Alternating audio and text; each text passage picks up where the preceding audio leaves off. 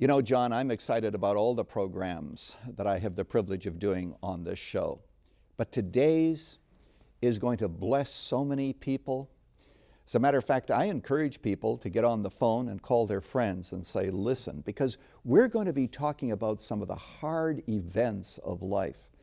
We're going to be speaking about famine and poverty and hardship and how God moves in and through and in the midst of these kinds of experiences.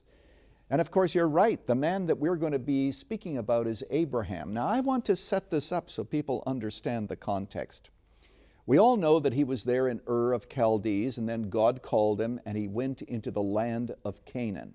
And by the way, we are going to call him Abraham and his wife Sarah, even though they were at this point not yet renamed. But we're going to call them Abraham and Sarah. All right, there he is in the land in obedience to God, and God says, you come and I'll show you the land, I'll show you its dimensions, and this land is going to be yours. I'm giving it to you and to your seed as an everlasting possession. We all know the story. Now here Abraham is in obedience to God, doing God's will, and what do we read in chapter 12, verse 10 of the book of Genesis? Now there was a famine in the land, so Abraham went down to Egypt to sojourn there, for the famine was severe in the land. John, doing God's will in obedience to Jesus, unexpectedly a famine comes. Now many people have the idea that if you're doing God's will and you are walking with God as Abraham was, why, the path that you are walking on should have little flowers along the way and everything should be going very, very well. But here he is in the middle of God's will. A severe famine comes. You're reminded of the disciples. Jesus said to the disciples, you get into the boat and you go to the other side. John, wouldn't you like to have that kind of guidance from God? Imagine Jesus saying to you, these are my instructions.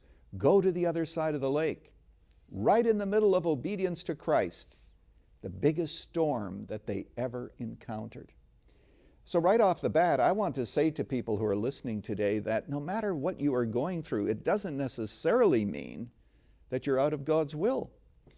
Possibly struggles in your marriage. You may have left one job to take another, and that didn't pan out, and you say, where was God in all of this?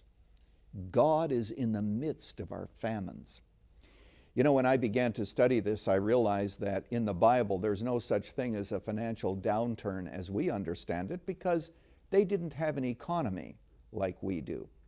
But I discovered that as I studied famines, that you have lessons that can be applied to our economy, can be applied to those who are listening today who perhaps are really, really in poverty.